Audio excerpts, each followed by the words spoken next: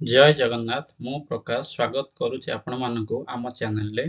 Friends आज आमे प्रभु जगन्नाथ विषय रे 30 टी प्रश्न आलोचना करिबा। तेबे चलन देखिबा आजिर प्रथम प्रश्न।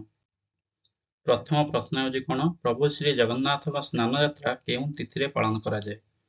Option A Vaishakh Purnima, option B Jyeshtha Purnima, option सी आषाढ़ पूर्णिमा। सठिक उत्तर होजी कोन ना ज्येष्ठ पूर्णिमा। परवर्ती प्रश्न श्री जगन्नाथ का चंदन यात्रा केउ तिथि रे पालन करा जाय। ऑप्शन ए वैशाख शुक्ल तृतीया ठारू 21 दिन, ऑप्शन बी वैशाख कृष्ण तृतीया ठारू 21 दिन, ऑप्शन सी ज्येष्ठ शुक्ल तृतीया ठारू 21 दिन। सठिक उत्तर होजी कोन ना वैशाख शुक्ल तृतीया ठारू 21 दिन। परवर्ती प्रश्न श्री जगन्नाथ नीलाद्रि महोत्सव केउ तिथि रे पालन करा जाय।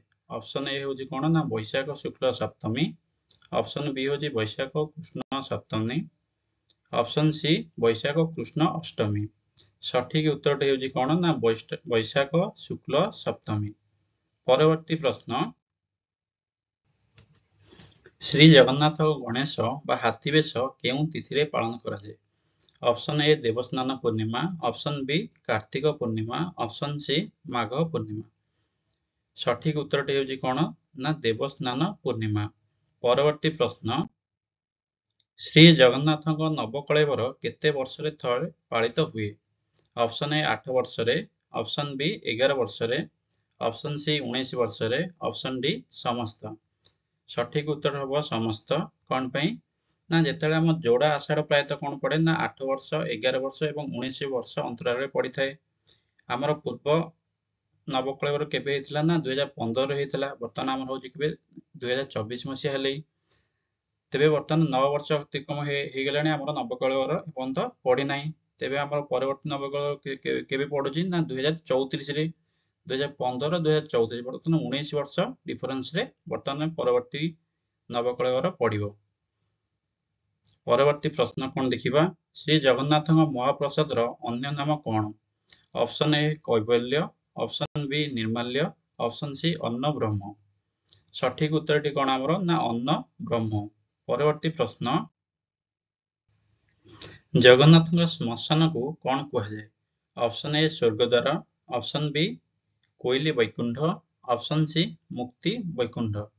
सठिक उत्तर हमर कोन हे जियो पिला माने ना हमर होची कोइली वैकुंठ। फ्रेंड्स हम कहिबा कोइली वैकुंठ श्री जगन्नाथ मंदिर केउ पार्श्व रे अछि। कमेंट करी उत्तर जणाइबे। परवर्ती प्रश्न श्री जगन्नाथ नंदीघोष रथ रे केतोटी चक अछि। ऑप्शन ए 16 टी, ऑप्शन बी 14 टी, ऑप्शन सी 12 टी। सठिक उत्तर हमर केते हे जिवो ना 16 टी। परवर्ती प्रश्न प्रभु श्री बलभद्र रथर नाम कौन अटे। Option A Nandighosh, option B Devadalan, option C Taladhwaja. सठिक उत्तर हम कौन ना तालध्वज एवं ताको हम अन्य नाम रे कोन कहि थाउ ना लंगल ध्वज। परवर्ती प्रश्न देवी सुभद्रा रथर नाम कौन अटे। Option A Nandighosh, option B Devadalan, option C Taladhwaja. ताले सठिक उत्तर टी होची कोन ना होची देवदलन। देवदलन को आमे कोन कहि थाउ अलगा ना दर्पदलन एवं पद्मध्वज मध्य देवदलन रथ को कहि थाउ। परवर्ती प्रश्न प्रभु श्री बलभद्र रथ रे केतोटी चक अछि। ऑप्शन ए 16 टी, ऑप्शन बी 14 टी, ऑप्शन सी 12 टी। सठिक उत्तर हमर केते ना 14 टी। परवर्ती प्रश्न देवी सुभद्रा रथ रे केतोटी चक अछि। ऑप्शन ए 16 टी, ऑप्शन बी 14 टी, ऑप्शन सी 12 टी। सठिक उत्तर हमर कोन ना होजी 12 टी। 16 टी होजी हमर नंदीघोष रथ रे प्रभु श्री जगन्नाथंकर, 14 टी होजी प्रभु बलभद्र रथ रे, 12 टी होजी देवी सुभद्रा रथ रे। परवर्ती प्रश्न हमर श्रीमंदिर बेढ़ा को कौन कह जाए। ऑप्शन ए विमान पाचिर, ऑप्शन बी बड़ पाचेरी, ऑप्शन सी मेघनाथ पाचेरी। सठिक उत्तर होची मेघनाथ पाचेरी। परवर्ती प्रश्न मेघनाथ पाचेरी रो ओसार केते। Option A 6 foot, option B 8 foot, option C 9 foot. सठिक उत्तर होची 6 फुट।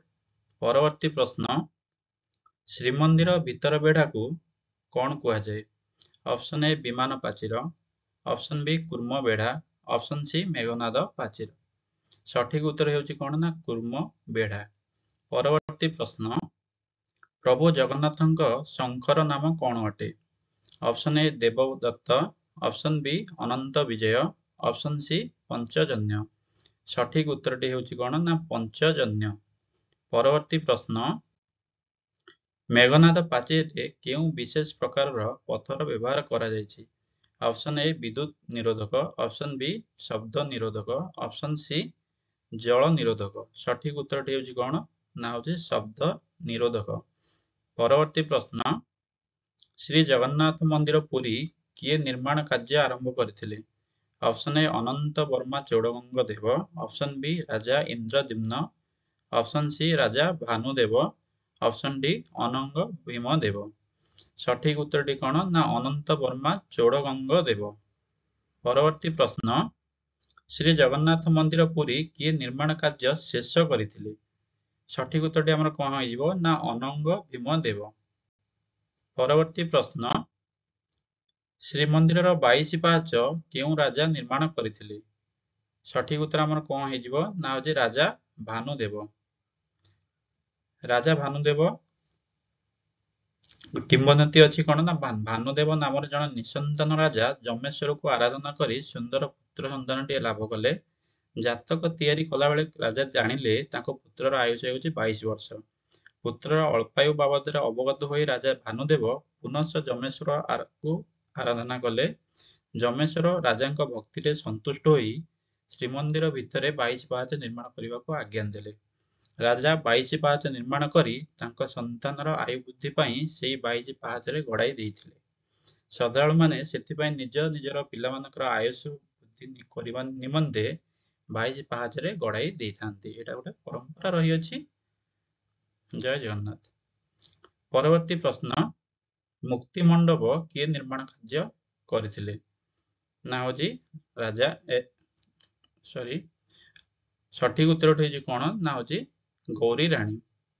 ପରବର୍ତ୍ତୀ ପ୍ରଶ୍ନ, ମେଘନାଦ ପାଚେରୀ କିଏ ନିର୍ମାଣ କରିଥିଲେ? ସଠିକ ଉତ୍ତର ଆମର କଣ ନା କପିଳେନ୍ଦ୍ର ଦେବ। ତାହେଲେ ଅନନ୍ତ ବର୍ମା ଚୋଡଗଙ୍ଗ ଦେବ କଣ କଲେ ନା ହଉଛି ଶ୍ରୀମନ୍ଦିରର ନିର୍ମାଣ କାର୍ଯ୍ୟ ଆରମ୍ଭ କରିଥିଲେ। ରାଜା ଇନ୍ଦ୍ରଦ୍ୟୁମ୍ନ ଆମେ ଜାଣିଛେ କଣ ନା ଇନ୍ଦ୍ରଦ୍ୟୁମ୍ନ ପୋଖରୀର ନିର୍ମାଣ କରିଥିଲେ ବା ଖନନ କରିଥିଲେ। ରାଜା ଭାନୁଦେବ ହେଲେ ଶ୍ରୀମନ୍ଦିରର 22 ପାହାଚ ନିର୍ମାଣ କରିଥିଲେ। କପିଳେନ୍ଦ୍ର ଦେବ କଣ ହେଲା ନା ମେଘନାଦ ପାଚେରୀ ନିର୍ମାଣ କରିଥିଲେ। ପରବର୍ତ୍ତୀ ପ୍ରଶ୍ନ, ମହାପ୍ରଭୁ ଜଗନ୍ନାଥଙ୍କ ରଥର ସାରଥୀର ନାମ କଣ? ଅପସନ ଏ ଅର୍ଜୁନ, ଅପସନ ବି ଦାରୁକ, ଅପସନ ସି ମତାଳି। ସଠିକ ଉତ୍ତର ଆମର କଣ ହେଇଯିବ ନା ହଉଛି ଦାରୁକ। ପରବର୍ତ୍ତୀ ପ୍ରଶ୍ନ, ମାତା ସୁଭଦ୍ରାଙ୍କ ରଥର ସାରଥୀର ନାମ କଣ? ଅପସନ ଏ ଅର୍ଜୁନ, ଅପସନ ବି ଦାରୁକ, ଅପସନ ସି ମତାଳି। ସଠିକ ଉତ୍ତର କଣ ହେଇଯିବ ନା ଅର୍ଜୁନ। ପରବର୍ତ୍ତୀ ପ୍ରଶ୍ନ ହଉଛି ବଳଭଦ୍ର ରଥର ସାରଥୀର ନାମ କଣ? ଅପସନ ଏ ଅର୍ଜୁନ, ଅପସନ ବି ଦାରୁକ, ଅପସନ ସି ମତାଳି। ସଠିକ ଉତ୍ତର ଆମର କଣ ହେଇଯାଉଛି ନା ହଉଛି ମତାଳି। ଦାରୁକ ହେଉଛନ୍ତି ପ୍ରଭୁ ଜଗନ୍ନାଥଙ୍କ ସାରଥୀର ନାମ, ଅର୍ଜୁନ ହେଉଛନ୍ତି ମାତା ସୁଭଦ୍ରାଙ୍କ ରଥର ସାରଥୀର ନାମ, ମତାଳି ହେଇଗଲେ କଣ ନା ହଉଛି ପ୍ରଭୁ ବଳଭଦ୍ରଙ୍କ ରଥର ସାରଥୀର ନାମ। ପରବର୍ତ୍ତୀ ପ୍ରଶ୍ନ, ଜଗନ୍ନାଥଙ୍କ ରଥର ନାମ ନନ୍ଦିଘୋଷ କିଏ ରଖିଥିଲେ? ଅପସନ ଏ ନାରଦ, ଅପସନ ବି ଇନ୍ଦ୍ରଦେବ, ଅପସନ ସି ଇନ୍ଦ୍ରଦ୍ୟୁମ୍ନ। ସଠିକ ଉତ୍ତର ହେଉଛି ଇନ୍ଦ୍ରଦେବ। ପରବର୍ତ୍ତୀ ପ୍ରଶ୍ନ, ଶ୍ରୀ ଜଗନ୍ନାଥଙ୍କ ମନ୍ଦିର ସାମ୍ନାରେ ଥିବା ଅରୁଣ ସ୍ତମ୍ଭର ଉଚ୍ଚତା କେତେ? ଅପସନ ଏ 44 ଫୁଟ, ଅପସନ ବି 34 ଫୁଟ, ଅପସନ ସି 38 ଫୁଟ। ସଠିକ ଉତ୍ତର ହେଉଛି କଣ ନା ହଉଛି 34 ଫୁଟ। ପରବର୍ତ୍ତୀ ପ୍ରଶ୍ନ, ଜଗନ୍ନାଥଙ୍କ ରଥର ରଙ୍ଗ କିପରି? ଅପସନ ଏ ନାଲି ଓ ସବୁଜ, ଅପସନ ବି ନାଲି ଓ କଳା, ଅପସନ ସି ନାଲି ଓ ହଳଦିଆ। ସଠିକ ଉତ୍ତରଟି ହେଉଛି କଣ ନା ନାଲି ଓ ହଳଦିଆ। ପରବର୍ତ୍ତୀ ପ୍ରଶ୍ନ, ଜଗନ୍ନାଥଙ୍କ ରଥରେ ଲାଗିଥିବା ଦଉଡ଼ିର ନାମ କଣ ଅଟେ? ଅପସନ ଏ ଶଙ୍ଖଚୂଡ଼, ଅପସନ ବି ବାସୁକି, ଅପସନ ସି ସ୍ୱର୍ଣ୍ଣଚୂଡ଼। ସଠିକ ଉତ୍ତର ହେଉଛି କଣ ନା ଶଙ୍ଖଚୂଡ଼। ପରବର୍ତ୍ତୀ ପ୍ରଶ୍ନ, ସୁଭଦ୍ରାଙ୍କ ରଥରେ ଲାଗିଥିବା ଦଉଡ଼ିର ନାମ କଣ? Option A Shankhachuda, option B Vasuki, option C Swarnachuda. ସଠିକ୍ ଉତ୍ତରଟି ଆମର ହେଉଛି କଣ ନା ସ୍ୱର୍ଣ୍ଣଚୂଡ଼। ତାହେଲେ ଶଙ୍ଖଚୂଡ଼ ହେଉଛି ପ୍ରଭୁ ଜଗନ୍ନାଥଙ୍କ ରଥରେ ଲାଗିଥିବା ଦଉଡ଼ିର ନାମ, ବାସୁକି ହେଉଛି ପ୍ରଭୁ ବଳଭଦ୍ରଙ୍କ ରଥରେ ଲାଗିଥିବା ଦଉଡ଼ିର ନାମ, ସ୍ୱର୍ଣ୍ଣଚୂଡ଼ ହେଉଛି କଣ ନା ସୁଭଦ୍ରାଙ୍କ ରଥରେ ଲାଗିଥିବା ଦଉଡ଼ିର ନାମ। ଫ୍ରେଣ୍ଡସ୍, ଆଶା କରୁଛି ଭିଡ଼ିଓଟି ଭଲ ଲାଗିଥିବ। ଭିଡ଼ିଓଟି ଭଲ ଲାଗିଥିଲେ ଲାଇକ୍, ସେୟାର, ସବସ୍କ୍ରାଇବ୍ ଓ କମେଣ୍ଟ କରିବେ। Thank you for watching. ଧନ୍ୟବାଦ।